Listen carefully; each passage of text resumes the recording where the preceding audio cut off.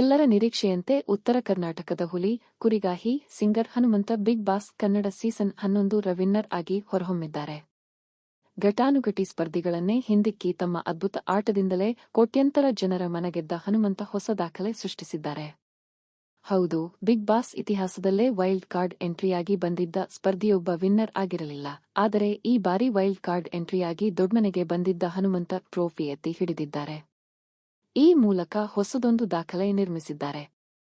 Big boss season 11 ಶುರುವಾದ 21ನೇ ದಿನಕ್ಕೆ ದೊಡ್ಮನೆಗೆ ಬಂದಿದ್ದ ಹನುಮಂತ ಮೊದಲ ಸ್ಪರ್ಧಿಯಾಗಿ ಗ್ರ್ಯಾಂಡ್ ಫಿನಾಲೆ ತಲುಪಿದ್ದರು. ತಮ್ಮ ಅತ್ಯುತ್ತಮ ಆಟದಿಂದಲೇ ಕೋಟ್ಯಂತರ ಜನರ ಮನಗೆದ್ದಿದ್ದರು. ಅತಿ ಹೆಚ್ಚು ವೋಟುಗಳನ್ನು ಪಡೆಯುವ ಮೂಲಕ ವಿನ್ನರ್ ಆಗಿ ಹೊರಹೊಮ್ಮಿದ್ದಾರೆ.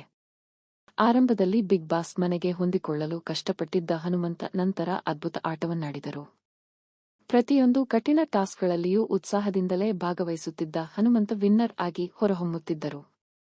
ತಮ್ಮ ಭಾಷೆ, ಹಾವಭಾವಗಳಿಂದಲೇ ಜನರಿಗೆ ಹತ್ತಿರವಾದರು. ಹೀಗಾಗಿಯೇ ರಾಜ್ಯದ ಜನರು ಹನುಮಂತನಿಗೆ ಅತಿ ಹೆಚ್ಚು ವೋಟು ನೀಡಿ ಗೆಲ್ಲಿಸಿದ್ದಾರೆ. ಬಿಗ್ ಬಾಸ್ ಕನ್ನಡ ಸೀಸನ್ 11 ರ ವಿನ್ನರ್ ಆಗಿ ಹೊರಹೊಮ್ಮಿದ ಹನುಮಂತನಿಗೆ ಬಿಗ್ ಬಾಸ್ ಟ್ರೋಫಿ ಜೊತೆಗೆ ಕಾನ್ಫಿಡೆಂಟ್ ಗ್ರೂಪ್ನಿಂದ 50 ಲಕ್ಷ ಕ್ಯಾಶ್ ಪ್ರೈಸ್ ಸಿಕ್ಕಿದೆ. ಇದರ ಜೊತೆಗೆ ವೈಲ್ಡ್ ಕಾರ್ಡ್ ಮೂಲಕ 21ನೇ ದಿನಕ್ಕೆ ದೊಡ್ಮನೆಗೆ ಬಂದಿದ್ದ ಹನುಮಂತ ಒಟ್ಟು 99 ದಿನಗಳ ಕಾಲ ಬಿಗ್ ಬಾಸ್ ಮನೆಯಲ್ಲಿದ್ದರು. ಇದರ ಸಂಭಾವನೆ ಜೊತೆಗೆ ಸ್ಪಾನ್ಸರ್ಗಳ ಹಣವೂ ಹನುಮಂತನಿಗೆ ಸಿಗಲಿದೆ.